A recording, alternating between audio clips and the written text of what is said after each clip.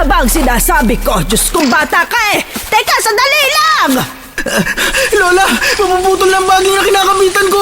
Ang lalim ng mga nababagsakan ko! Ay, Diyos ko, Apo! Sandali! Heto ako, buhay na buhay. Ngunit dahil sa kagagawa ng asawa mo'y hindi ako makakilos ng maayos. O Yaswang, wala ka ng kawala ngayon. Etong sa'yo! Ang mata ko! Aray! Walang iya kang bata ka! Napakasalbahe mo!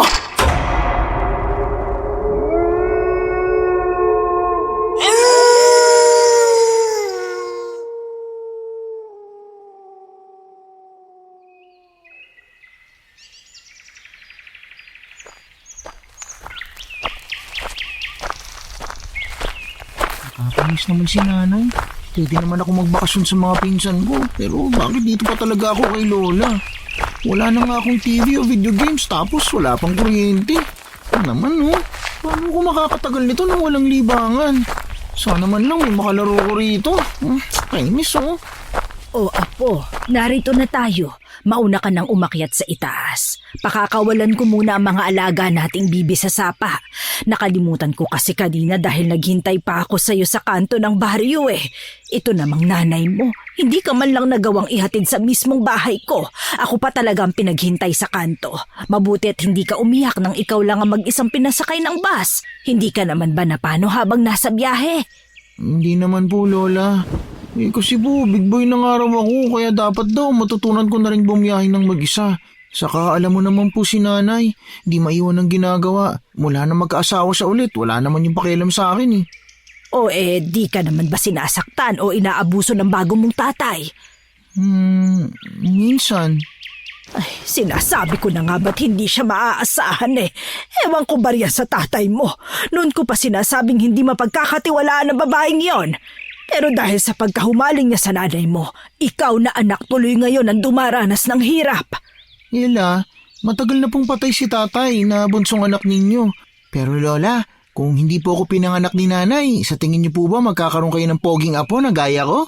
Abay, loko-loko. Nagawa mo pa talagang magbiro. Di ka naman ba pinapabayaan ng nanay mo? Napansin kong namayat ka at ang mga mata mo nangitim at nanlalalim. Sabihin mo ang totoo, Apo. Hindi ka ba inaalagaan at pinapakain ng maayos ng nanay mo?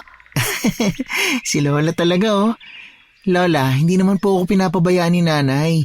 Sa katunayan nga ho, hinahayaan niya lang akong maglaro lagi at manood ng video games. Yun nga lang po, kung hindi ako tutulong sa gawain, hindi ako makakakain. Abay, kasalanan mo naman pala eh.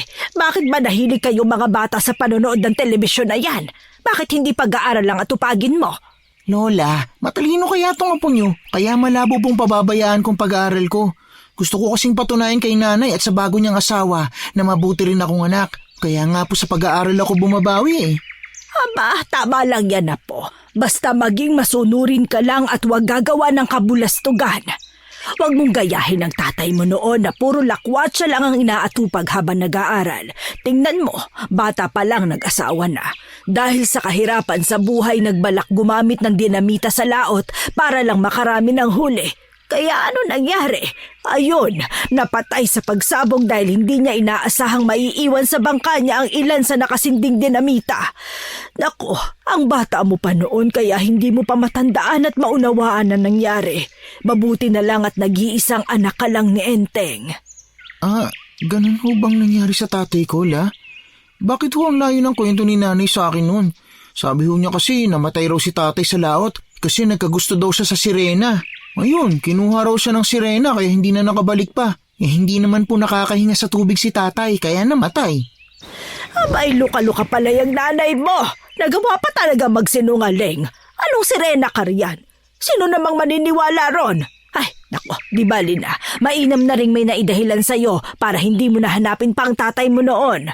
Ay, o siya, tama na munang kwentuhan. Umakyat ka na sa itaas at ilagay mo ang gamit mo sa magiging kwarto mo. Pagpasensyahan mo na ang munting bahay ko, Apo, ha? Ako lang kasi ang nakatira dito.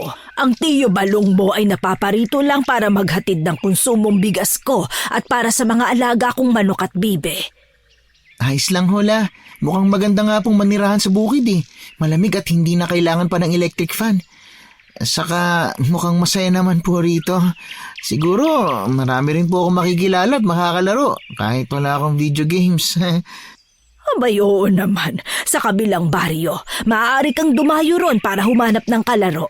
Sa ngayon, samahan mo muna ang lola mo rito, ha? Kung gusto mo, ikaw na rin ang magpakain ng mga manok mamaya ng malibang ka naman.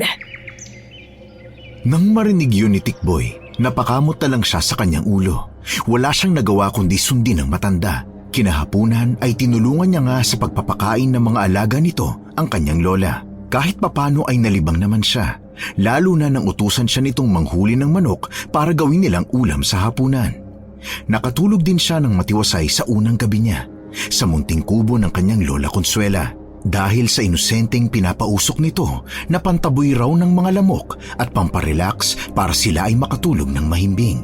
Kinaumagahan, hindi napigilan ang kuryosidad ni Tikboy nang mapansin niya ang ginagawa ng kanyang lola.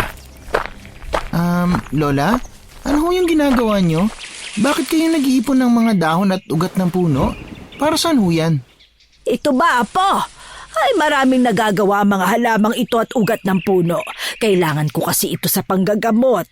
Alam mo namang tumatanda na ang lola mo eh. Walang ibang makakatulong sa akin. Hindi naman ako sanay gumamit ng mga gamot na binibili sa butika. Masanay akong uminom ng herbal. Kita mo naman na kahit matanda na ako ay malakas pa rin. Mula kasi sa bundok ang mga kinakain at iniinom ko. Kaya dapat kapag narito ka, masanay ka ng kumain ng mula sa pananim ko, ha? Sa pagkakaalam ko kasi ang mga kinakain nyo sa syudad may halo ng kemikal tulad ng hotdog. Ayon pa sa tiyo balong mo, nakakasama raw yun sa pangangatawan. Kaya dapat, Apo, matutunan mo rin kumain lagi ng gulay, ha? Lola, kumakain naman ho ako ng gulay eh. Kita nyo nga po, halos maubos ko na yung niluto yung tinola kagabi. Ang dami ko nga pong nakaing papaya eh. Halos sumakit nga ho at pumutok yung tiyan ko sa pagkabusog. Buti nga't napigilan kita kundi binangungot ka pa sana. Alam mo namang masama ang masobrahan sa pagkain bago matulog, hindi ba? Hindi ho, Lola. Bakit nga ho ba? Ibig bang sabihin hinahayaan ka lang ng nanay mo masobrahan sa pagkabusog tuwing hapunan? Hindi rin ho. Hindi naman ho kasi ako nabubusog tuwing hapunan. Minsan nga po, gutom na ako bago pa matulog. Hindi kasi hinahayaan ni Tatay Ricky na marami akong makakain kaysa sa mga kapatid ko. Ano ka mo? Hinahayaan ka magutom ng tatay-tatayan mo? Ay nako, nasa naman ang nanay mo at hinahayaan kang hindi makakain ng sapat? Ila, takot po si nanay sa bago niyang asawa kasi si Tatay Ricky po ang bumubuhay sa amin. Kung hindi po naglalabada si nanay, nagtutongits po siya kasama ng mga kapitbahay po niyang Marites. Kailan pa siya natutong magsugal? Ay naku, Apo, mabuti pa siguro dumito ka na lang sa akin. Kami na lang ng tiyo balong mo magpapaaral sa'yo. Kakayanin namin. Ela, kung dito ako mag-aral, kailangan ko pa po bang tumawid ng ilog at bundok bago makarating sa paaralan? Ay sabagay, kay layo nga naman ang paaralan dito sa amin. Pero masasanay ka rin naman sa katagalan. Basta nagsisikap ka lang. Saka isa pa, kahit mahirap lang ang buhay ko rito sa bukid, sagana naman tayo sa gulay at prutas. Hindi yata ako makakatagal sa ganon. Lalo na't walang video games at TV. Di bali nang laging gutom. At least sa bahay namin, kapag wala sina Tatay Ricky at nanay, ako ang hari. Nautusan ko yung dalawa kong kapatid at nakakapagbabad ako sa panonood ng cartoons. May sinasabi ka ba, Apo? Ha? Wala ho, Lola. Mamamasyal po muna ako sa taniman ha. Nakita ko po kasing maraming bunga yung bayabas doon. Gusto niyo bang ikuha ko rin kayo, Lola? Nako, hindi na kailangan. Alam mo namang iilan na lang ang ipin ng lola mo eh. Pakakainin mo pa ako ng bayabas. Nako, ikaw talaga. Natawan na lang si Tikboy dahil sa kanya lang naalala na halos nalalanta na ang gulay na niluluto ng kanyang lola. Dahil sa yun talaga ang kailangan nitong gawin para lang makakain ito nang hindi na kailangan pang ngumuya ng matagal. Hanggang sa paalam niyang sa likuran lang ng kubo nito pupunta ay hindi nangyari. Naisipan niyang puntahan ang batis na sinabi sa kanya ng kanyang nanay. Yun daw ang batis na madalas puntahan ng tatay at nanay niya noong nagliligawan pa lang ng mga ito. Ayon pa sa nanay niya ay maganda raw doon. Malinis at malinaw ang tubig. Masarap magtampisaw doon. Kaya naman matapang niyang binaybay ang kakahuyan at sinundan ang mga palatandaan na sinabi sa kanya ng kanyang ina. Hindi na siya nagpaalam pa sa kanyang lola dahil baka hindi siya payagan ito. Nako, tama kaya itong dinadaanan ko? Tama kaya yung sinabi ni nanay tungkol sa batis? Bakit parang lalo kong napupunta sa masukal na gubat? Buti na lang maaraw pa at hindi madilim. Teka. Ha? May naririnig na akong lagaslas ng tubig sa di kalayuan. Baka yun na yun. Ha? Sa wakas, narating ko rin. Wow! Ang ganda at ang linaw nga ng tubig. Sayang lang at wala akong dalang camera. Ang ganda sanang kunan to ng litrato. Ako, tak na matutuwa si nanay kung makikita niya itong muli. Wow! Ang lamig ng tubig! Sobrang presko sa pakiramdam! Naisipang maligo ni Tikboy at maglangoy sa pinakamababang parte ng batis. Yun ang kauna-unahang pagkakataon na makakapaglalak siya at makakaligo sa napakalinaw na yamang tubig. Dahil kahit sa tabing dagat ay hindi na niya ulit naranasan pang makapagtampisaw mula nang mamatay ang kanyang tatay Enteng. Pero habang nawiwili siya sa batis, hindi niya namamalayang papalubog na pala ang araw. Hanggang sa makarinig siya ng mga kaluskos at kakaibang ungol sa bandang kasukalan ng gubat. Hala, ano kaya yun? May mga kaluskos akong naririnig at kakaibang mga ungol. Parang mula sa isang hayop. Naku, mukhang kailangan ko na umalis Ngayon ko lang napansing papadilim na pala. Naku, lagot. Kaya pagagalitan ako ni Lola nito. Ay, naku, makapagbihis na nga. Teka, bakit umiinit yung medalyon ng kwintas na binigay sa akin ni Lola? Sabi niya, nagmula raw to kay Lolo at ipinamana niya sa kahuli-hulihan niyang apo. Kaso, ayoko nga sana tong tanggapin kasi parang ang baduy tingnan pag suot ko to Bahagyang hinaplos ng binatilyo ang medalyong kwintas. Ayaw man niya yung tanggapin, ngunit nagpumilit ang kanyang lola Consuela na isuot yun upang maging proteksyon niya. Ilang sandali ay may naaninag siyang baboy ramo na matalim na nakatingin sa kanya. Nanlilisik ang mga mata nito. Nakaramdam siya ng takot, kaya kumaripas siya ng takbo matapos na magbihis.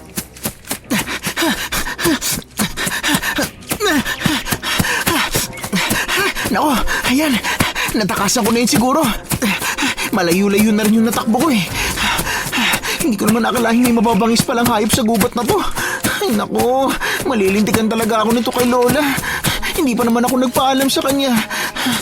Teka, tama pa ba itong dinadaanan ko pabalik? Ay naku, may pagkaluskos na naman. Hindi kaya nasundan niya ako. Naku, lagot na. Aray! Natapilok ako. Tikboy! Tikboy! Nasaan ka na? Naku, ikaw talagang bata ka. Papagabi na, umuwi ka na. Delikado na sa labas. Narinig ko si Lola. Mukhang malapit na ako sa bahay niya.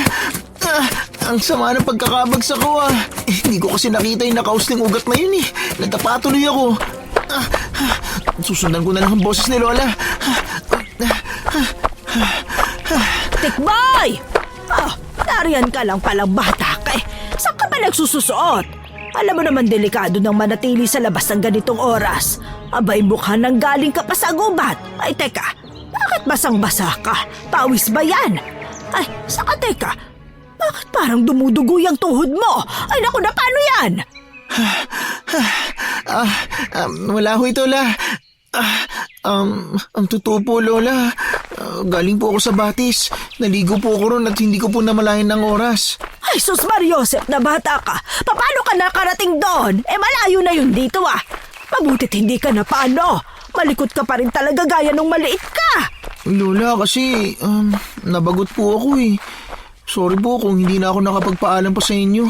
Saka nakauwi naman po ako ng ligtas Buti nga po narinig ko yung boses nyo. Saka Lola, marami palang mababangis na hayop malapit sa batis, no? Muntik na akong makain ng isang malaking baboy ramo Ha? Ano ka mo? Ay naku, Diyos mio naman, Tikboy. Yan ang nga ba sinasabi ko? Sa susunod magpapaalam ka na Saka hindi pwedeng umalis kang nag-iisa lang. Paano kung mapano ka? Buti na lang at dala mo ang binigay na proteksyon sa'yo ng Lolo Emmanuel mo. Naku, ikaw talagang bata ka! Opo, Lola. Sorry po talaga. Hindi na mauulit, promise. Ay talagang hindi na mauulit dahil ako ang malalagot sa nanay mo kapag may nangyari sa iyong masama. Ay, siya sige. Kung talagang hindi ka mapakali habang nandito sa bahay, samahan mo na lang ako bukas mamulot ng panggatong at halamang kailangan ko, ha? Wag na wag kang lalayo sa akin bukas kung ayaw mong mawala ka. Opo, La. Salamat po. Masusunod po. Oo, anong tinatawa-tawa mo ngayon? Pinagtatawanan mo ba akong bata ka? Ay, naku, hindi po, Lola. Natatawa lang po ako kasi parang katulad niyo rin po pala si Nanay. Mahilig mamewang kapag sinisermonan ako. Abay, loko ka talagang bata ka. Siyempre, ibahin mo ko. Nananakit na ang balakang ko dahil tumatanda na. Tulungan mo na nga lang ako magsalok ng tubig sa likod ng bahay natin. Nang sumunod na araw, gaya ng plano, ay nag-ipon ng panggatong ang maglola. Habang ginagawa nila yon, hindi mapigilang makadama ng awa si Tikboy para sa kanyang lola. Dahil nag-iisa na lang ito sa buhay, hindi pa madalas magawang dalawin ng tiyo balong niya dahil sa pagsasaka nito sa kabilang ibayo ng bukid. Sa tanda ng kanyang lola ay dapat may katuwang na ito sa mga gawain, lalo na sa pag-iigib ng tubig at pagsisibak ng panggatong. Nagdadala naman daw ng uling ang tiyo niya, subalit sa susunod na linggo pa ito makakabisita kay Lola Consuela. Kung hindi pa siya pinilit ng nanay niya na doon magbakasyon, hindi pa niya malalaman ang nakakalungkot at nakakaawang sitwasyon ng kanyang lola. La, ako na ho dyan. Magpahinga na po muna kayo dun sa silong. Mainit na po ang sikat ng araw, oh. Saka pagkatapos ko po rito, ako na po mag-iigib at saka ako na rin po magpapakain sa mga alaga niyong manok at bibe. Abay, bigla ka yatang bumait ngayon, Apo. O sige, at nananakit na nga ang balakang ko.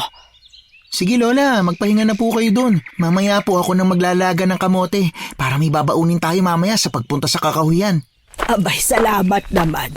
Pero hindi mo na kailangan pang sumunod sa akin doon. Hindi naman ako magtatagal. Malinaw pa naman ang mga mata ko, kaya mahahanap ko pa ang kailangan ko. Basta La, sasamahan kita. Baka kung mapano po kayo ron eh. Hindi naman po ako mapapakali kung may iwan lang ako sa bahay. Ay, siya, sige na nga. Basta wag kang lalayo sa akin, ha? Kapag sinabi kong bawal at hindi pwede, hindi talaga pwede. Malinaw ba? Opo, La. Masusunod po. Aba, sumaludo ka pa talaga, ha? Bakit? Gusto mo ba maging sundalo, Apo? Hindi o. Ayoko nga pong mamatay na maaga. Saka sabi po ng pinsan ko, mahirap daw yun eh. Mabilis daw mamatay yung mga nagiging sundalo. Kahit nga po yung pagpupulis eh. Kaya po hindi ko pinangarap na maging ganun ako paglaki ko. Ano palang pangarap mo?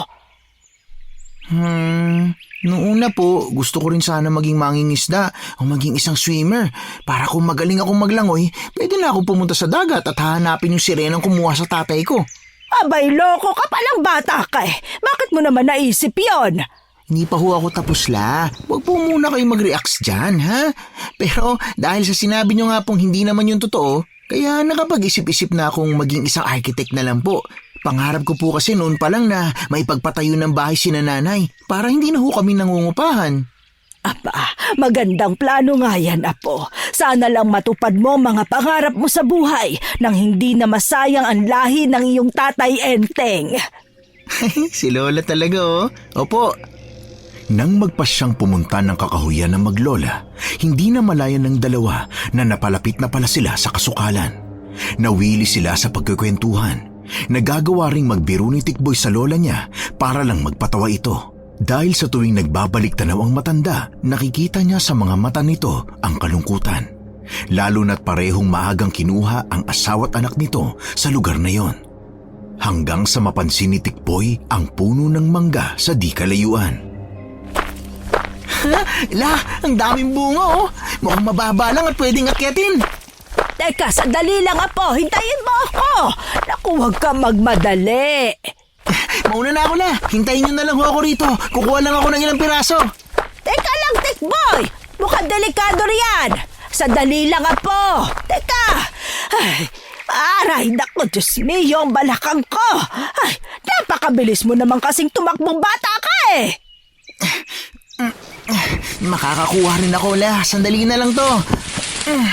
Malapit ko na siyang mabot. Sa wakas, nakakuha rin ako. At mukhang hinog ng isang to, ah. Matamis siguro to. Di na ako makapaghintay tikman tong mangga. Ipunin natin ang makukuha ko, Lola. Ha? Nasaan si Lola? La? Kanina, nakasunod lang siya sa akin ah. Ba't biglang nawala? Teka nga, bababa muna ako. Ay, naku, lagot na. Mukhang papalubog na rin ang araw ah. Bakit ang bilis naman yata? At saka, saan ba napunta si Lola? Bago yun, ay parang ilang metro lang ang layo nila sa isa't isa. Kaya hindi malaman ni Tikboy kung bakit bigla na lang itong nawala sa kanyang paningin sa isang kisap lang ng kanyang mga mata. Hindi niya napigilang kabahan at mabahala ng mga sandaling yon. Kaya binitiwan niya ang mga nakuha niyang mangga sa lupa at hinanap si Lola Consuela.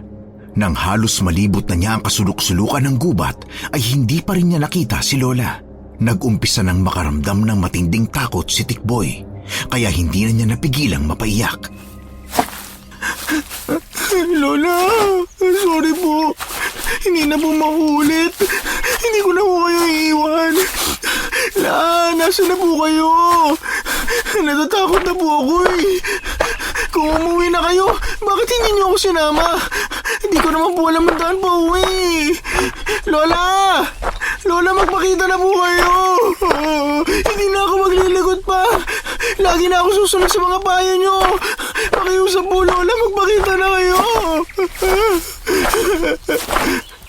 Apo, narito ako.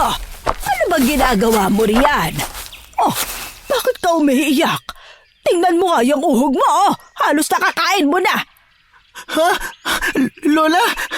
Lola, ikaw nga. Ano ba nangyari sa'yo? Akala ko ba'y may inaakyat kang puno ng mangga? Nasaan ang nakuha mo? Ilagay mo na nga rito sa dala kong basket. Ako na magbubuhat. Mila, ano po kasi, Ayusin mo na nga muna ang sarili mo, Apo. Punasan mo yung mga luha mo't uhog. Bakit? May nangyari ba sa'yo? Bakit parang mukha kang inagawa ng candy? akala ko kasi Lola, iniwan niyo na ako, tumuwi na kayo. Bakit po pala bigla kayong nawala? Kanina lang nandyan lang kayo ah. Hindi naman ako umalis sa kinatatayuan ko kanina. Wari ko'y pinaglalaruan tayo ng elementong naninirahan sa lugar na ito. Ang tataas pa naman ng mga puno. Mukhang nag-iba na nga rin ang daan eh. Mukhang naliligaw rin tayo ngayon. Nako, baliktarin mo ang iyong damit, Apo. Sa gayon makalabas tayo sa lugar na ito. Bakit po kailangan pang baliktarin ng damit, Lola? Basta sumunod ka na lang. Huwag ka nang marami pang tanong. Dumidilim na kaya kailangan na nating makauwi. Nakuha ko na naman ang mga halamang gamot na hinahanap ko. Ha? Tignan niyo po, Lola. Nawala yung puno ng manggang pinagkuhanan ko ng mangga. Nakakapagtaka eh. Kani-kanina lang nandyan yan. Tapos ilang hakbang lang nawala agad. Yan na nga ba ang sinasabi ko eh. Ang likot mo kasing bata ka. Huwag basta-bastang sugod ng sugod kapag hindi pamilyar sa iyo ang lugar. Ako na nga na matagal nang naninirahan dito eh. Nagawa pang iligaw na mga elementong naninirahan dito. Elemento? Ano po bang itsura nila, Lola? Katulad po ba sila ng mga zombie na napapanood ko sa TV? Mga kulay itim, katulad ng tikbalang, kapre, maligno, mantiw at iba pa. Tikbalang, kapre, maligno at mantiw? Naku, ayoko pong sumama sa kanila. Maya-maya baka hati-hatiin nilang katawan natin. Kung ano-ano nang iniisip mong bata ka, sandali at magsisindi ako ng kandila. Pakikuha ng dahon dyan sa basket. Sa gayon malalaman ko kung sino ang may kagagawa ng ating pagkaligaw dito sa gubat. Gamit ang posporo ay sinindihan ni Lola ang kandila at mga pinatuyong dahon. Umupo pa siya ng malanghap ang usok na nagmumula sa mga tuyong dahon. Ilang sandali nandilat ang mga mata ni Lola nang makita ang hulma ng pumatak na natutunaw na kandila sa dahon na isinalang niya sa usok. Ayos lang ho ba kayo? Sorry po talaga, Lola. Nang dahil po sa akin, naligaw tayo dito sa gubat. Sumama pa tuloy yung pakiramdam mo. Isang batang tikbalang ang sanhi ng pagkaligaw natin. Ay naku, halika na, Apo. Mukhang nabahuan siya sa mga pinausok ko at pumasok na siya sa kanyang tirahan.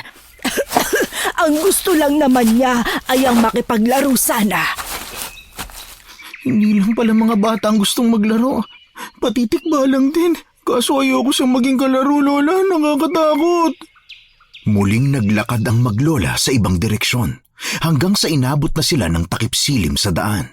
Ngunit hindi pa rin nila nahahanap ang tamang daan pa uwi. Hanggang sa makarinig si Tikboy nang rumaragas ang tubig. Inakala niyang nagmumula yun sa batis na malapit lamang sa munting kubo ng kanyang lola. Muli siyang bumitaw sa pagkakahawak sa matanda at mabilis na tinungo ang inaakalang batis. Tikboy, huwag ka magmadali. Hintayin mo ako. Ay, naku, ikaw talagang bata ka. Ay, aray, naku, ang balakang ko. Ay, naglalagato ka na naman. Lola, naririnig ko na ho ang tubig sa batis. Malapit na rin ho tayong makauwi. Saka naramdaman ko na po ang uhaw eh. Dahil naubos na yung baon nating tubig. Magsasalok lang po ako muna sandali ha. Ay, teka lang nga po. Hintayin mo ako. Ay, aray. Ang tuhod at balakang ko. Ay, napakakulit talaga ng batang ito. Lola, tulong! Nadulas po ako! Ay, yan na nga ba ang sinasabi ko? Diyos kong bata ka eh. Teka, sandali lang. Lola, mapuputol na ang bagay na kinakamitan ko. Ang lalim ng bagay na babagsakan ko. Ay, Diyos ko, Apo. Sandali. Huwag kang bibitaw, ha? Ay, naku, paano ba ito? Ilog siguro ang naririnig na pinanggagalingan ng tubig. Lola, hindi ko na ho kaya. Nangangawit na po ang kamay ko at braso. Ha? Apo, kumapit ka lang mabuti. Gagawa ko ng paraan upang mailigtas ka. Lola, mahuhulog na ho ako. Pakisabi na lang kay nanay na nagtatago ako ng ulam sa ilalim ng lababo. Pero hindi po akong kumakain noon, kundi yung mga daga. Lola! Huwag ka nang magsalita, Apo. Lalo lang luluwag ang pagkakakapit mo. Umiiyak na hinihila ni Lola si Tikboy. Ngunit dahil sa katandaan at mahina na rin ang katawan ay hindi niya magawang hilahin ang apo. Nanginginig na rin ang kanyang mga kamay at maaari din siyang mahulog sa bangin sa isang pagkakamali lang. Ngunit guminhawa rin ang kanyang pakiramdam nang may marinig na boses mula sa kanyang likuran. Lola, ako na pong bahala sa apo niyo. Hawak na kita. Kumapit ka sa braso ko, Totoy. Kuya, iligtas mo ako. Ayoko pa mamatay. Oh, sige, hilahin kita. Kumapit ka na mabuti. Diyos na mahabagin, tulungan niyo ang aking apo na makaligtas kahit kay tigas ng kanyang ulo. Malapit na to, Lola. Diyan lang kayo. Maghintay lang ho kayo dyan. Medyo madulas dito. Sa wakas, tuluyang nailigtas ni Toryo ang makulit na si Tikboy. Malakas ang kabog ng dibdib ng bata habang nakadapa sa damuhan. Dahan-dahan siyang bumangon na nangangatog ang katawan. Salamat, kuya. Akala ko mamamatay na po ako eh. Wala nga naman, Totoy. Basta makikinig ka sa sinasabi ng lola mo, ha? Sumunod ka parati sa kanya. Tingnan mo, pinag-alala mo pa siya. Oo, pasensya na ho. Saka hindi ho Totoy ang pangalan ko, kundi Tikboy. Ah, Tikboy. Ako nga pala si Toryo. Ay, maraming salamat sa pagliligtas sa apo ko, iho. Mabuti at napadaan ka. Kung hindi, naku, tuluyan ang nahulog yang si Tikboy. Bakit ho pala kayo narito sa gubat, Lola? Ang layo na ho nito sa baryo, ah. Saan ho ba kayo nakatira at ihatid ko na kayo? Sa baryo Magsaysay, naghahanap kasi kami ng mga halamang gamot. Kaso nga lang napalayo kami dahil sa kalikutan nitong apo ko. Saka niligaw kami ng tigbalang na naninirahan dito sa gubat. Lahat yata ng napapadaan dito ay naliligaw. Maliban na ho sa akin kasi alam ko na ang pasikot-sikot sa gubat na to. Sorry po talaga ulit, Lola. Nang dahil sa akin, labis ang pag-aalala nyo. Pangako po, Lola, magpapakabait na po ako at susundin ko na po lahat ng payo nyo at paalala nyo sa akin. O siya. Tama na. Alam kong matututo ka na talaga. Kasing tigas ng ulo mong tatay mo nung araw eh. Ganun ho talaga kapag bata, Lola. Ang mabuti pa, sa bahay na po kayo muna tumuloy dahil mukhang palubog na rin ang araw. Ang layo na ng baryong tinitirhan nyo mula rito eh. Delikado nang abutan pa kayo ng dilim dito sa gubat. Mga ganitong oras po kasi nagsisilabasan ng mga mababangis na hayop. Kung gayon, kailangan na nating makaalis dito, iho. Sumama na lang muna tayo sa kanya, apo. Mukhang mapagkakatiwalaan naman natin siya. Ayos lang ba na maging panauhin mo kami, iho? Hindi ba kami makakaistorbo? Nako, wala hong problema, Lola. Kaming mag-asawa lang naman ho ang nasa bahay. Tiyak na matutuwa rin si Celia dahil halos hindi na ho yun nakakakita ng iba pang tao eh. Abay, salamat kung gayon, iho. Lola, paano po pala yung alaga niyong mga manok at bibi? Hindi ho sila makakakain kung hindi ho tayo uuwi ngayon. Walang problema, Apo. Hindi ko pa naman sila naikukulong. Tiyak ang pananim natin ang sisirain nila kapag wala na silang makain. Sorry po talaga, Lola. Ha? Kasalanan ko po talagang nangyari. Walang problema, Apo. Nangyari na ang dapat mangyari. Ang importante, ligtas tayo. Basta malaking aral na ito sa iyo, ha? Na ang batang hindi marunong makinig sa payo ng mga nakakatanda ay kapahamakan ng kinababagsakan. Opo, Lola. Tama ang lola mo, Tikboy. Kaya sa susunod, dapat maging mas maingat ka na, ha? O halina ho kayo. Ako na ho magdadala ng basket niyo, Lola.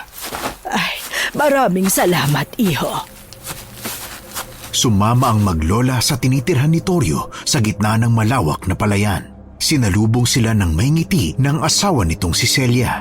Mainit silang tinanggap ng mag-asawa sa munting bahay ng mga ito. Matapos silang maghapunan ay agad silang nagpahinga at natulog. Sa kalagitnaan ng gabi, bigla silang binulabog ng kalabog mula sa bubungan na gawa lamang sa pawid. May mga kaluskos at langit-ngit na narinig si Tikboy. Natakot siya kaya napayakap sa kanyang lola. Maging si Toryo ay nagising at kinuha nito ang itak sa dingding. Hala, ano yun, Manong? May narinig akong parang yabag sa itaas ng bubungan. May tao po bang umaakyat sa bubong niyo ng ganitong oras? Siguradong hindi tao yun, Tikboy. Aalamin ko kung ano yun. Kaya dito lang kayo sa loob, ha? Bantayan mo ang lola mo at ang manang Celia mo. Ano pong gagawin niyo, Manong? Sandali lang ako. Titingnan ko lang kung saan nanggagaling yung mga kalabog at ingay sa bubungan. Nagising na rin si Lola at napatingin sa bubungan. Tinakpan niya ang mga mata ni Tikboy nang maaninaw na may mga mapupulang mata na nakasilip sa kanila. Batid niyang si Celia at ang batang nasa sinapupunan nito ang pakay ng nilalang na nasa bubungan ng bahay. Iho, may tao sa itaas ng bubungan. Sandali at kukunin ko lang ang mga halamang gamot sa basket at magpapausok ako. Lintik, mukhang dumayo na naman dito ang aswang. Pakibantayan po si Celia, Lola. Lalabas lang ako ng bahay. Mag-iingat ka, Iho. Lola, totoo po ba yung sinabi ni Mang Toryo na may aswang? Huwag kang maingay. Baka magising ang manang mo. Diyan ka na muna at magpapausok lang ako ng halamang sangkap. Inilagay ni Lola ang mga dahon sa lata at nagsimulang magpausok.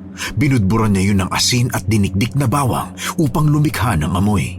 Ilang sandali pa'y nagising si Celia dahil sa mga kalabog at kaluskos. Nakaramdam din siya ng paghilab ng kanyang tiyan. Aray! Kumikirot ang tiyan ko. Aray, ang sakit! Ay, sandali lang, Iha. May langis ako rito. Pahira natin nang sa gayon mawala ang sakit.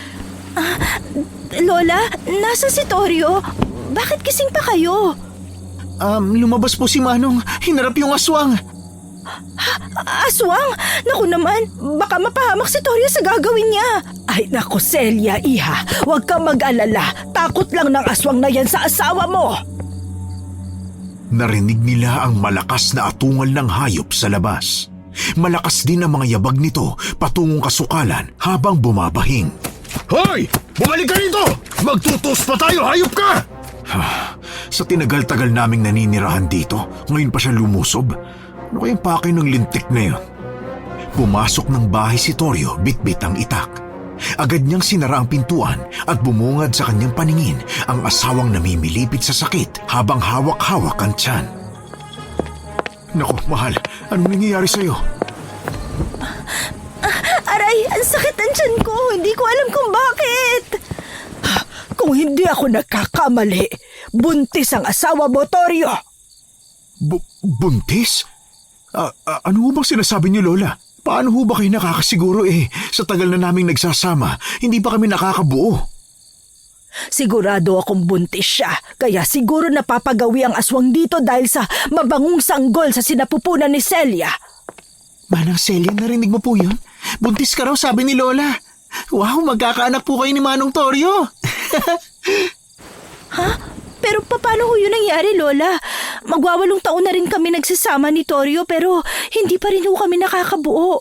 Halos ayaw na nga po niya akong pagtrabahuhin o paggalawin kahit sa loob lang ng bahay dahil sa pag-aakalang masela ng kalagayan ko. Mabilis ang pintig ng iyong pulso kaya nasisiguro kong may laman na yung tiyan mo. Pero matagal na rin ho kasing hindi regular ang buwan ng dalaw ko kaya normal na ho sa akin ang hindi nadadatna ng ilang buwan. Sumasakit pa ba ang tiyan mo, Iha? Hindi na po, Lola. Marahang hinaplos ni Lola ang tiyan ni Celia pababa ng puso nito. Pinakiramdaman niya at nalaman na mababa lang ang matres ng babae. Hindi na muna hihilutin ang tiyan mo. Baka makunan ka. Hintayin na lang natin na kumapit ang sanggol. Mga 5 buwan bago ka magpahilot. Sa gayon, hindi ka mahirapan sa pagkilos hanggang sa ikay manganak. Wari ko'y mahigit 2 buwan ka ng buntis. Kung totoo man po ang sinasabi mong yan, Lola, sobrang saya naming mag-asawa. Hindi itong unang beses na may naramdaman akong umaaligid sa aming bahay. Kaya pala pabalik-balik ang aswang na yun dito dahil buntis pala si Celia. Nako, hindi po pwedeng makuha niya ang anak niyo, Manong. Bukas na bukas, gagawa ako ng pangontra laban sa aswang na yan. Sa gayon ay hindi na muling makalapit dito. Maraming salamat po, Lola. Huwag kang mag-alala, mahal. Hindi ako papayag na malapitan kayo ng aswang na yon. Gagawin ko ang lahat upang proteksyonan kayo ng magiging anak natin. Kinabukasan, inutusan ni Lola Consuela si Torio na kumuha ng niyog sa gagawin nitong langis. Inamin din ito sa mag-asawa na dati siyang albularya at may kakayahan pa rin namang manggamot sa kabila ng kanyang katandaan. Habang isinasalang niya sa apoy ang kawali na may langis, ay patuloy siyang umuusal ng orasyon. Kiniskis rin niya ang mga batong mutya na kanyang dala sa mga sangkap. Sumama naman si Tikboy kay Torio noong umagang yon sa gubat. Umuwi ang dalawa na may daladalang mga prutas na nakuha nila sa kanilang nadadaanan. Luluwas nga pala ako ng bayan ngayon. Dadaling ko sa palengke yung mga mais na inani ko.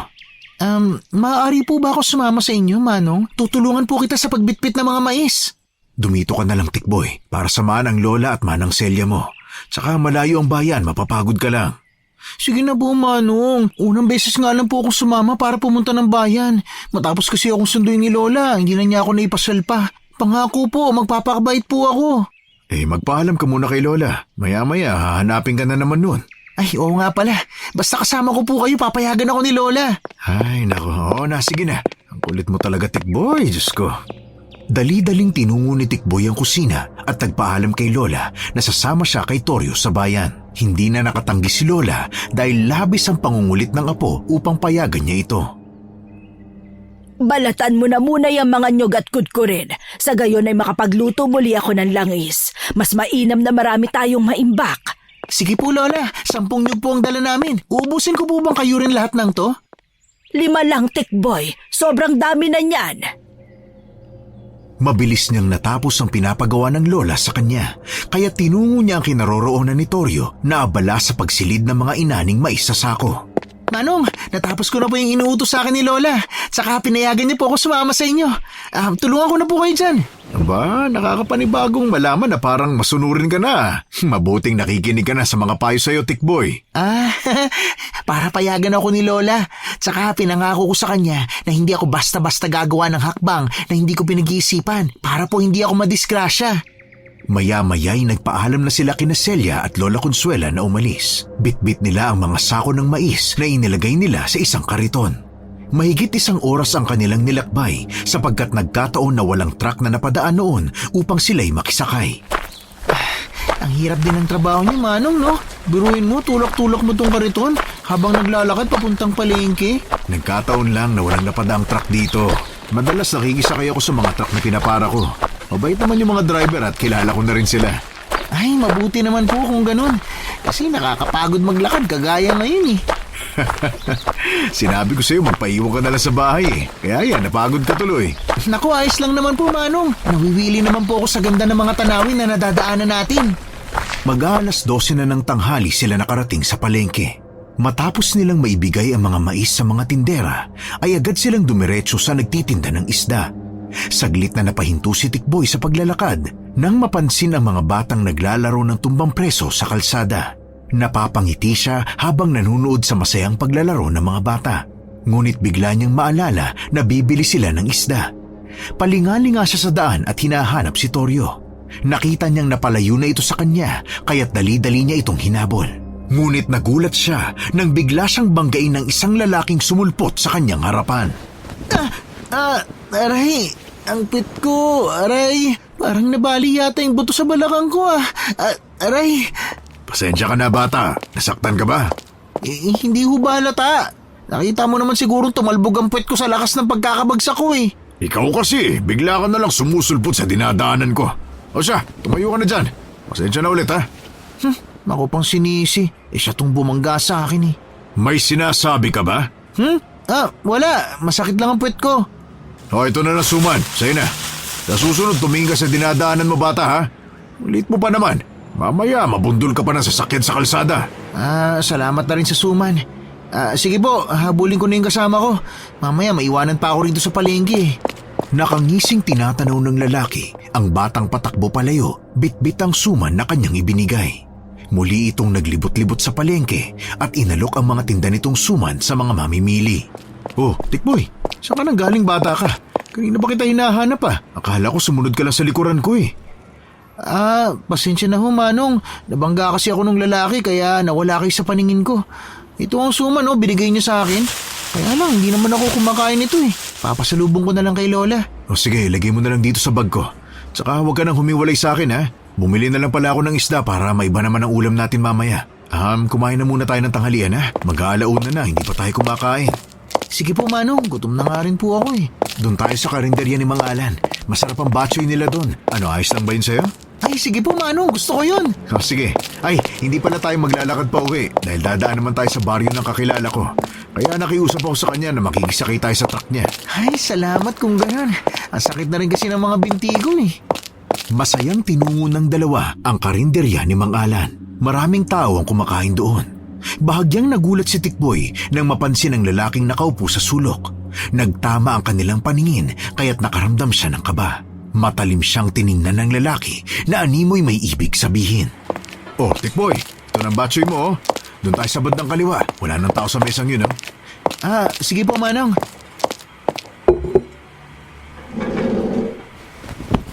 Dadaan ha, baka mapasok ka. Opo, Manong. Habang kumakain, napasulya pa rin si Tikboy sa lalaking nakabangga niya. Napansin ni Toryo na hindi siya mapakali kaya tinanong na siya nito. Hoy, Tikboy, kanina ko pa napapansin na para bang balisa ka. May problema ba? Wala po, Manong. Nandito lang po kasi yung taong nakabangga ko kanina eh. Ayun siya Nasaan? Ayun Ha? Ay, bigla siyang nawala. Kani-kanina lang nandyan siya eh. Ubusin mo na nga lang yung kinakain mo. Gutom lang yan, kaya kung sino-sinong nakikita mo. Nasimot ni Tikboy ang isang mangkok ng batchoy. Halos hindi na siya makatayo sa kabusugan. Natatawa na lamang si Toryo nang makita ang tagaktak nitong pawis sa noo at leeg. Grabe ka, Tikboy. Parang hinugasan na yung pinagkainan mo Gutom na kasi ako kanina pa, Manong eh. Tsaka sarap ng batchoy ni Mang Alan. Sa susunod po, isama niyo ulit ako ha. Ay nako, kailangan na natin pumunta kay Jose. Baka mamaya maiwan nila tayo. Sige po, ako na pong magdadala ng basket. Hindi ba magiging balisa tong isda, Manong? Hindi naman, nilagyan ko ng yelo yung plastic eh. Sumakay sila sa truck at ibinaba sila ng driver sa kanto papasok ng baryo na tinitirhan nila Toryo. 5:00 na ng hapon sila nakarating doon dahil marami ang mga barangay na dinaanan ng truck na kanilang sinakyan upang ibagsak ang mga bigas na paninda ni Mang Jose. Matapos silang ibaba ni Mang Jose ay agad na rin silang nagpaalam. Salamat naman at hindi na ganun kalayo ang lalakaran natin. Mahigit 30 minutos na lang mula rito, Manong. Nanibago ka talaga sa sobrang layo ng paglalakad ha? Oh, sumakay ka na lang sa kariton para hindi ka mapagod. Ay, hindi na po. Mabigat ako, Manong, kahit payatot. Kaya ko naman po maglakad eh. Ay, Manong? Teka, parang may nakikita akong taong nagmamasid sa atin. Doon sa banda ron,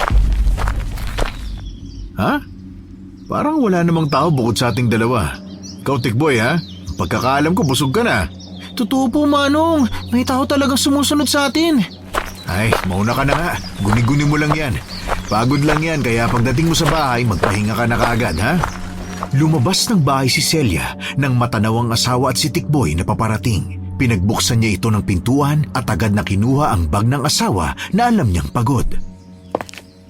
Oh, mahal. Mabuti naman at hindi kayo inabutan ng dilim sa daan. Dala mo ba ang pinabibili ko sa'yo? Bay, oo naman, mahal. Ikaw pa ba? Siyempre, nandito yung bukayo na pinabili mo. Oh, at saka bumili rin pala ako ng isda na uulamin natin. Sige, ako na magluluto niyan. Tamang-tama, may mga pinitas sa mga dahon ng kamote si Lola. Isasahog ko yun sa sinabawang bangus. Kinuha ni Tikboy ang suman na inilagay niya sa bag ni Torio upang ibigay yun kay Lola. Ngunit nang makita yun ni Celia ay natakam ito at hiningi. Oh, Tikboy, ano naman yung dala mo? Suman po, Manang Celia. Sa'yo na po itong isa. Ibinigay sa akin yan kanina nung lalaki sa palengke. Mukhang masarap nga yan ah. At saka ang bango. Pwede makahingi? Kung gusto mo po, sa'yo na lang yan. Hindi naman po ako kumakain yan eh. Bala ko lang pong dalhin yan sa inyo ni Lola kung magugustuhan ninyo. Salamat naman. Matagal na rin akong hindi nakakatikim ng suma na binalot sa dahon ng saging eh. Ay! Ang sarap nga! Lalo na't lagyan ng bukayo oh. Ibinigay rin ni Tikboy ang isang suman kay Lola na nakabalot pa sa dahon ng saging. Pero bago niya ito kainin ay pinatakan niya ito ng kalamansi dahil mas nagiging malinamnam yon sa kanyang panlasa. Pero laking gulat ni Lola nang bigla niyang mapansin na tila may namumuong malapot na likido sa suman.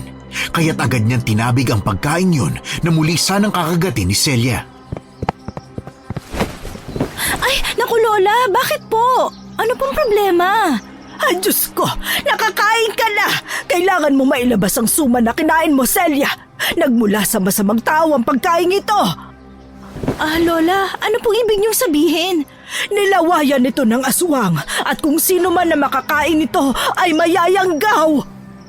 Mayayanggaw? Yun din po ba yung magiging aswang din? Oo, Apo. Kaya't kailangan nating maagapan si Celia. Buntis pa naman siya. Sorry po, Lola. Hindi ko po alam na aswang pala lalaking yun. Tumahan ka na. Ang importante maagapan na mailabas ang laway ng aswang sa katawan ni Celia. Dali-daling nagdikdik ng bawang at luya si Lola upang ipakain yun sa babae. Nagtaka si Torio nang makitang aligaga si Lola sa pagpapakain nun sa kanyang asawa habang ito'y namumutla na. Anong nangyayari rito? Bakit nagkakaganyan si Celia?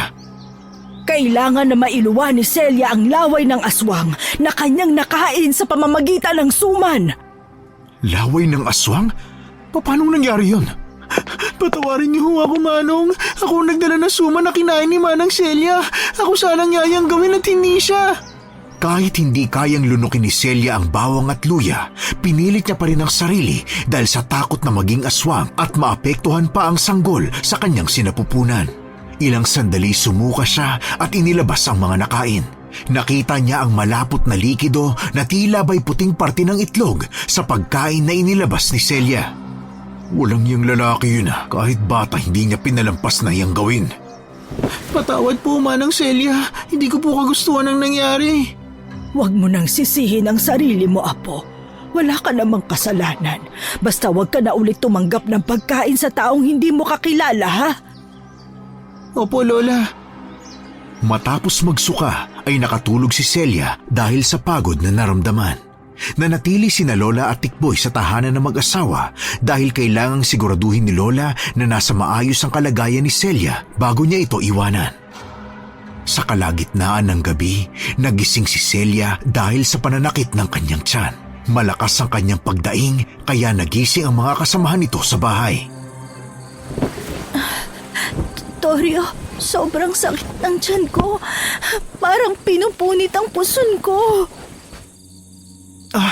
Mahal, sandali lang, ikukuha kita ng tubig. Tikboy, pakikuha ng langis dyan sa dingding. Kailangan ko malagyan ng tiyan ni Celia. Marahil nasa malapit lang ang aswang na madalas na umaaligid dito sa bahay. Aray! Sakit ng tiyan ko. Parang hinahulukay ang laman ko, aray! Lola, nailabas na ba lahat ni Celia ang laway ng aswang na nakain niya? Baka mapano po ang asawa ko? Oo, Ngunit sa pagkakataong ito gustong kunin ng aswang ang sanggol, kaya't nagkakaganito siya. Alam kong nasa paligid lang siya. Aray! Ang sakit talaga! Aray! Lola, ikaw na po munang bahala sa asawa ko. Kailangan kong harapin ang walang niyang aswang na yon. Manong, may napapansin akong anino doon banda sa puno ng santol. Nagtatago po. Baka yun na yung aswang. Lumabas ng bahay si Toryo, bitbit ang kanyang itak. Galit nitong tinungo ang puno ng santol na itinuro ni Tikboy. Napansin rin niyang may tumakbo mula roon at nagtago sa talahiban. Tikboy, isarado mong pintuan. May hahabulin lang ako. Pero Manong, baka pumapahama kayo. Gabi na at... Basta sundin mo na lang ang pinag-uutos ko. Isara mo ng pinto. Babalik din ako. Hinabol ni Toryo ang anino na nakikita niya sa kasukalan. Mabigat ang bawat hakbang na kanyang nararamdaman nang makapasok sa gubat.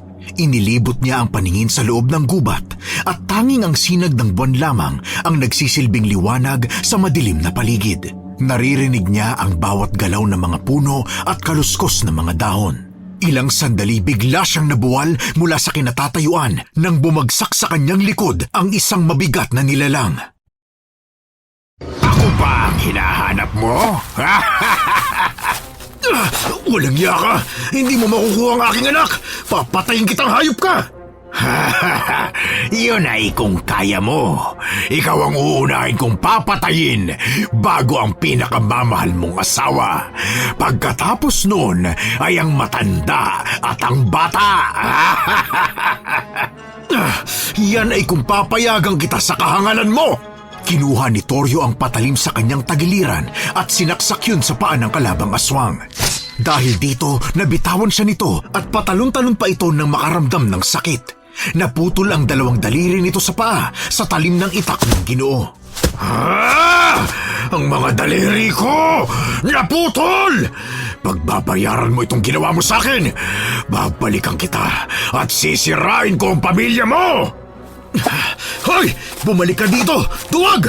Huwag kang mag-alala. Babalikan kita. Sinusumpa ko yan!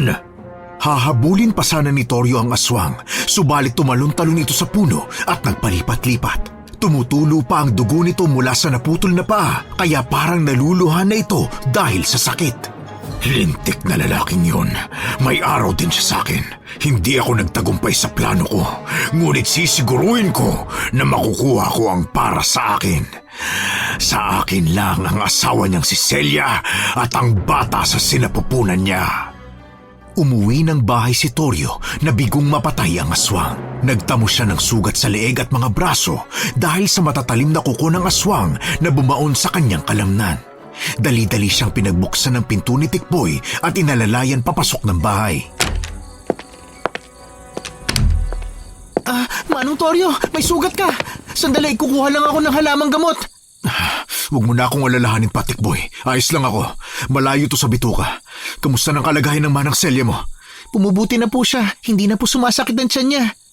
Naku naman, Toryo. Sandali at lilinisin ko yung mga sugat mo. Ay, pambihira naman, oh. Ang lakas ng aswang na yun, Lola. Hindi maaaring maiwan ng walang kasama si Celia sa bahay dahil anumang oras ay lulusob ang aswang na yun. Pinupuntirya niya talaga ang aking mag-ina. Babantayan ko po si Manang Celia. Di po ba asin ang pangontra sa aswang, Lola? Oo, Apo. May ginawa rin akong sangkap ngayon at inusalan ko na rin ang orasyon. Isaboy natin ang abo ng sinunog na pinatuyong makabuhay sa paligid ng bahay. Sa gayon, hindi sila makalapit dito. Sadyang malakas ang aswang na iyon. Nilagyan ng katas ng malunggay ni Tikboy ang sugat ni Toryo. Nakiramdam sila sa pagbalik ng aswang, ngunit wala na silang narinig na mga yabag. Alam kong nasugatan ko siya sa paa, kaya't sino man na makasalubong nyo na may sugat sa paa, ipaalam nyo kaagad sa akin. Opo, Manong. Muling nakatulog si Celia nang bumuti na ang kanyang pakiramdam. Subalit hindi mapakali si Toryo sa kakaisip kung sino ang aswang na pagala-gala sa kanilang bahay. Hanggang sa sumapit ang umaga ay hindi siya nakatulog. Ngunit hindi na sumalakay ang aswang. Ilang linggo ang lumipas. Hindi pa rin sila ginagambala ng aswang. Lumalaki na rin ang tiyan ni Celia. Isang araw, dahil nababagot sa bahay, naisipan ni Tikboy na magdilig ng mga gulay sa bakuran. Nabitawan niya ang balde nang maaninaw niya ang isang lalaking nagkukubli sa talayban. Ha? Siya yung lalaking nagbigay sa akin ng suman. Hindi ako nagkakamali. Kailangan ko sabihan si Manong. Manong! Manong! Oh, Tikboy, bakit parang nakakita ka ng multo? Ang aga-aga namumutla ka dyan. Kasi Manong, yung lalaking nabangga ko at nagbigay sa akin ng suman, yung aswang, nandito siya. Mukhang sinusundan niya ako. Manong, natatakot ako. Makapatayin niya ako. Nakita ko siya sa talahiban kanina. Sigurado kong siya yun. Oo, tama ka. May nakita nga akong tao. Huwag ka lang magpapahalata na nakita natin siya. Kailangan nating siguruhin kung sino talaga siya. Hindi ko maaninaw ang mukha dahil nakasombrero. Pumasok ka na muna sa bahay. Pupuntahan mo ba siya? Mag-iingat ho kayo Ngayon makikilala na talaga kita kung sino mang damuho kang gustong mangyanggaw kay Tikboy. Nararamdaman kong ikaw rin ang may gustong manakit kay Celia. Marahang nagkubli si Torio sa mga halaman upang makalapit sa lalaking kanyang natatanaw na naroon sa mga talahib.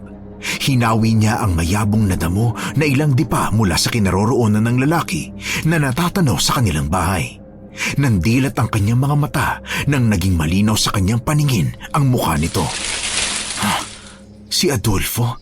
Isa nga talaga siyang aswang. Pati ba naman dito ay sinusundan niya kami? Walang iya talagang lalaking yan. Hindi pa rin niya tinatantanan si Celia. Hindi pa rin nakontento, kinakalat pa rin ang pagiging aswang niya. Lumabas sa pinagkukublian si Torio at muling sinugod ang lalaki. Hinataw niya ito ng kanyang itak. Ngunit nakailag ang lalaki. Oo! Maghunos dili ka! Anong ginagawa mo, ha? Anong kasalanan ko sa'yo at sinusugod mo ako ng itak? Magmamaang-maangan ka pa talaga, ha? Anong ginagawa mo rito? Ibaba mo yung itak, Torio. Nandito ako dahil gusto ko lang masilayan man lang si Celia kahit sa malayo. Alam kong ikaw ang pinili niya sa ating dalawa. Pero sana naman, wag mo akong pagbawalan na makita siya. Isa kang hangal, Adolfo. Magmamaang-maangan ka pa talaga? Akala mo ba hindi ko alam na ikaw ang nagbigay kay Tikboy ng suman na may laway ng aswang? At ngayon, nandito ka para maghasik na naman ng kasamaan? Tumigil ka nga sa paratang mo sa akin, Torio. Hindi ako naparito upang makipag-away. Ang totoo, gusto ko nang makipagbati sa'yo. Makipagbati? Alam ko ang pakay mo, gunggong. Kaya wag mo na akong daanin sa paawa at maganda mong pananalita. Dahil alam kong halang ang kaluluwa mo. Akala mo ba, ganun na lang kadali kalimutan ang ginawa mo kay Celia? Muntik mo na siyang gasain dahil sa kabaliwan mong hinayupa ka. Kaya kung ayaw mong mamatay, umalis ka na rito at huwag ka nang bumalik pa. Ang tapang mo na ngayon, Torio, Bakit? Ano ba pinagmamalaki mo? Ni hindi mo nga kayang pumatay ng hayop Ako pa kaya? Kung katulad mong mas masahol pa sa hayop, kahit ngayon din ay gigilitan kita ng leeg. Nadulas si Adolfo sa putikan nang umatras ito. Nanlaki ang mga mata ni Torio nang makitang putol ang mga daliri ng lalaki sa paa at 3 daliri na lang ang natitira. Ikaw nga ang aswang na nakainkwentro ko! Babalikan kita, Torio. Babawiin ko si Celia sa'yo! Dumakot ng putik si Adolfo at itinapon yun sa mukha ni Torio. Dahilan para mapuwing ito kaya't nagkaroon siya ng pagkakataon na makatakbo palayo. Tumatawa pa ito na nagloloko habang binabaybay ang palayan. Dahil nakalayo na si Adolfo at hindi na niya matanawan, umuwi na ng bahay si Torio. At dali-daling tinungo ang balon. Naglalabas sa likod ng bahay si Lola at si Celia, kaya't laking gulat ng dalawa nang makita siya sa ganoong ayos. Oh, ano nangyari sa'yo? Bakit puno ng putik yung mukha mo? Paabot nga ng tabong may tubig Ang hapdi ng mata ko. Lintik na Adolfo yon. Nagpang-abot kaming dalawa. Si Adolfo? Oo, ang walang yamong manliligaw. Natuklasan ko na siya ang nagbigay ng suman kay Tikboy. Kumpirmadong aswang nga ang lalaking yon. Anong gagawin natin? Gayong natuntunan niya tayo. Kailangan lang natin maging handa. Alam kong babalik ang hinayupak na yon. Siya rin ang aswang na nakasagupa ko noon dahil naputol ang mga daliri niya sa paan ng saksakin ko. Ano ba nangyayari? Hindi talaga tumitigil si Adolfo sa panggugulo. Ay, makakapal talaga ang mukha ng mga aswang. Kung hindi nila nakukuha ang kanilang kagustuhan, gagamit sila ng dahas. Wala silang pakialam kung may masasaktan man. Ayoko sa kanya noon pa man. Haka-haka noon sa aming baryo na lahi sila ng aswang. Kaya nga lumalayo ako sa kanya sa tuwing lumalapit siya sa akin Kaya nung makilala ko si Torio, agad ko siyang sinagot para tantanan ako ng lalaking yun. Ngunit hindi pa talaga siya tumigil sa kalokohan niya. Ay nako, nabaliw na sa pag-ibig niya sa'yo. Nasaan na kaya si Tikboy? Pumasok ng bahay si Lola. Hindi niya kaagad natagpuan ng apo. Ngunit nakarinig siya ng kaluskos sa banyo kaya pumasok siya ron. Oh, ano ginagawa mo riyan? Lola, sinusundan ako nung lalaking nakabangga ko. Baka kunin niya po ako, Lola. Nandun siya sa labas kanina eh. Pakiusap po, wag niyo ako ibibigay sa kanya. Bakit naman kita ibibigay sa kanya? Wala na siya, umalis na. Kaya lumabas ka na muna riyan dahil iing-ihi na ako. Sige po, Lola. Pakisampay pala ng mga kumot at punda na nilabhan ko bago ko pa makalimutan. Ilang sandali pinuntahan ni Lola si Torio at kinausap. Alam ni Lola na hindi nakakalapit ang aswang dahil sa mga pangontrang isinaboy niya sa paligid. Pero hindi pa rin sila ligtas sa pagsugod ng aswang sa tuwing sila'y aalis ng bahay. Kaya't ibinigay ni Lola kay Torio ang punyal na gawa sa tanso na pagmamay-ari pa ng namayapa niyang asawa. Alam kong mas higit na kailangan mo ito, Torio, sapagkat madalas kang umaalis ng bahay. Nanganganib ang buhay nating lahat, Lola, dahil natuntun na tayo ng Adolfo na yon. Ngunit hindi ko hahayaan na magtagumpay siya sa kanyang masamang balak. Muntik na niyang mapatay noon si Celia sa pagnanais niyang maangkin siya, ngunit hindi ko nahahayaan na mangyari pa yun muli. Makakaasa kang nandito kami upang samahan si Celia. Pero paano po mga naiwan ninyo sa inyong bahay? Mga alagang itik at manok lang naman na nandun. Sa kakapitbahay ko naman ang aking pamangkin upang pakainin yon. Malas lang kung siya ang kakain sa mga alaga ko. Yun lang, Lola. Gumawa ng mga sandata si Torio mula sa pinutol at pinatulis na kawayan. Palingali nga sa paligid si Tikboy habang nagsasampay ng mga labahin ni Lola. Umalis na nga siya. Paano niya kaya tayo natuntun dito? Kaya ang layo naman ng lugar na to sa bayan. Ang talas talaga na pangamoy ng aswang na yan. Tikboy! Kapag tapos ka na sa pagsasampay, hugasan mo na ang mga plato, ha? Magluluto ako ng gulay para sa pananghalian natin. Wala, nanggugulat naman kayo eh. O ano bang pinagmamasdan mo? Yung tao po kanina. Ay nako, umalis na yon. Hindi talaga siya tumitigil sa panggugulo eh. Ang masaklap pa, kakilala rin pala ni Torio at Celia ang aswang na yon. Paano kung umalis na lang kaya tayo dito, Lola? Hindi natin pwedeng iwan ang mag-asawa, gayong kailangan nila ang tulong natin. Eh, ang ibig ko pong sabihin aalis po tayong lahat sa lugar na to. Doon na lang tayo sa bahay. Kahit saan naman tayo pumunta, matutuntun pa rin sila ng mga aswang na naghahanap sa kanila. Mas mainam nang manatili rito dahil kabisado ni Torio ang pasikot-sikot sa lugar na ito. Tutulungan ko na lang po si Manong sa paggawa ng mga pinatulis na kawayan at pagkumpuni ng bahay. Mas mabuti pa nga, Tikboy.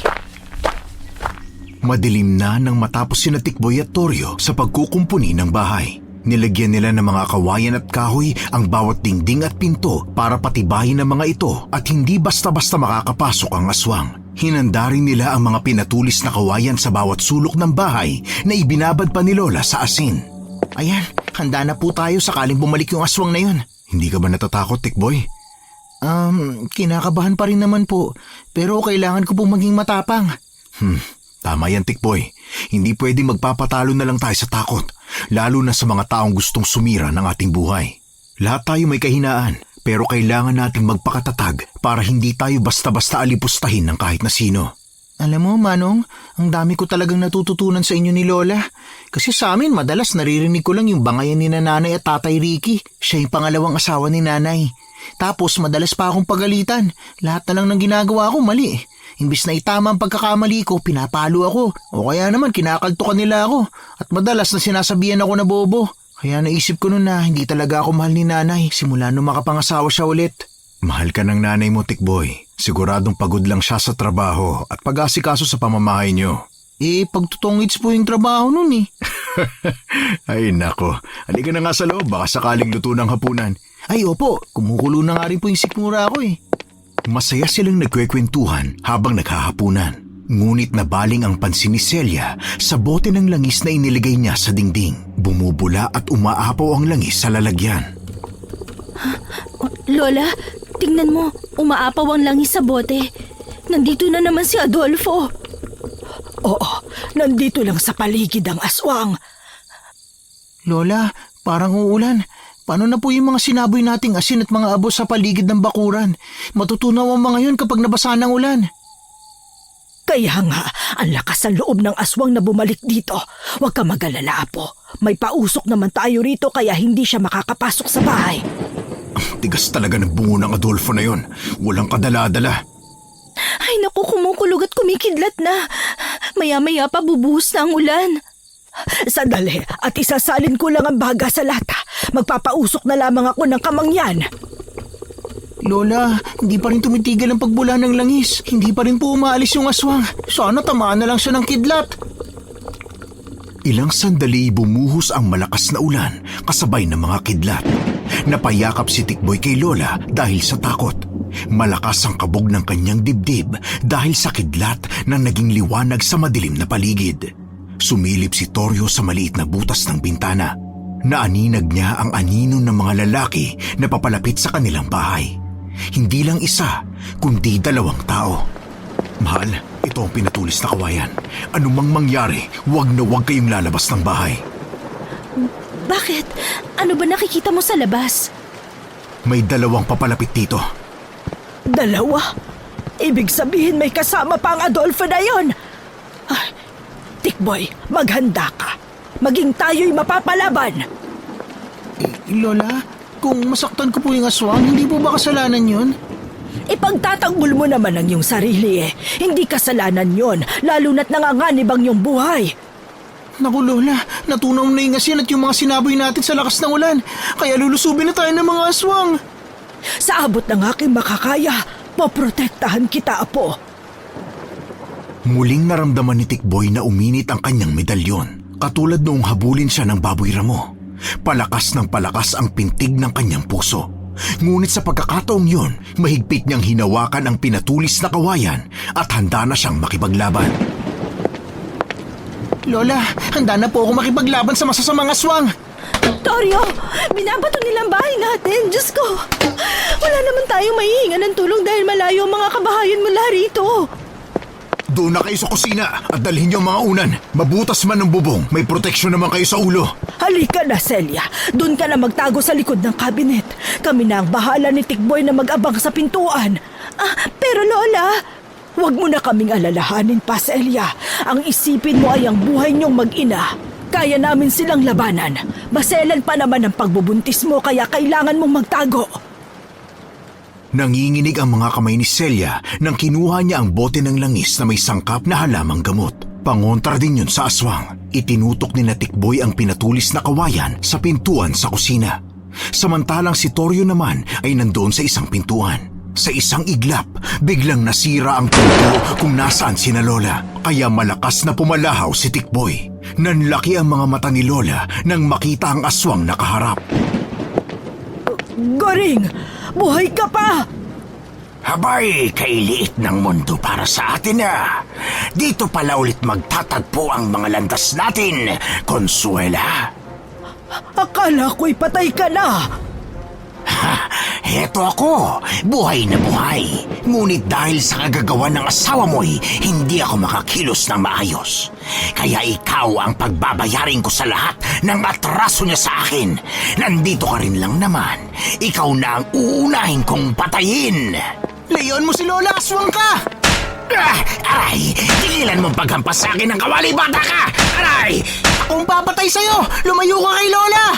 Dahil putol ang isang braso nito, tanging ang isang kamay lang ng aswang ang siyang sumasangga sa kawali at kaldero na sumasalpok sa kanyang ulo. Sinabayan pa ito ni Lola ng paghampas ng kawayan sa katawan nito. Aray! Tigilan mo yan, bata! Mahuli na kita, babaliin ko yung gulugod mo! Babaliin pala Lola, tumabi ka muna! Kailangan maligo ng aswang na yan! Ano ba yan? Bakit ang panghi? Baho! Ay! Nakalimutan kong itapon ang ihi ko kahapon. Naipon sa balding ginawa kong arenola. Napakadugyot ninyo maglola. Parang masusuka ako sa baho. Sige lang Lola, tusukin mo ang katawan niya ng kawayan. Akong bahala sa ulo niya. Nilagay ni Tikboy ang kaldero na may tutong na kanin sa ulo ng aswang at tila pa'y ginawa niya itong drums habang pinupukpok ito gamit ng kawayan.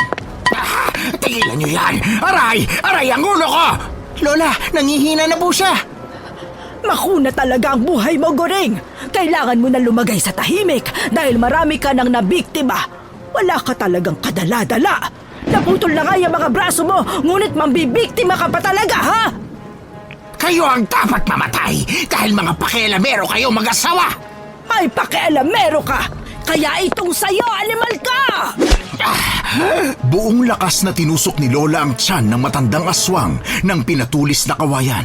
Napatras ito nang bumaon sa sikmura nito ang sandata. Sumuka ito ng dugo habang pasuray-suray na umaatras. Walang iyakang manggagamot ka. Kayo ang lason sa angkan ng mga aswang, mga hangal. Hindi sapat ang kamatayan mo sa pagpaslang sa walang kamuwang-muwang na panganay kong anak! Pinagpiestahan ninyo ang katawan niya at hindi man lang kayo naawa sa 5 taong bata! Hindi na napigilan ni Lola ang magalit nang maalala ang kalunos-lunos na sinapit ng kanyang anak sa kamay ng aswang na si Goring. Umiiyak sa galit si Lola nang muling sinaksak nito ng pinatulis na kawayan ang matandang aswang hanggang sa unti-unti itong nawalan ng buhay. Samantala, napasigaw si Celia nang makitang pumapaibabaw ang aswang na si Adolfo kay Torio at sasaksakin na ito sa mata gamit ng itak. Dumudugo ang kamay ni Torio sa pagpigil sa aswang. Tumayo si Celia at nanginginig na isinaboy ang langis sa aswang. Layuan mo ang asawa ko, Adolfo! Umalis ka sa pamamahay ko! Ang balat ko! Napapaso! Mahal, magtago ka na. Iwan mo na ako rito. Papatayin ko ang lalaking to nang sa gayon ay magsasama na tayo, Celia. Nananaginip ka yata, aswang. Ikaw ang mamamatay dahil hindi ako papayag na mangyari ang ilusyon mo.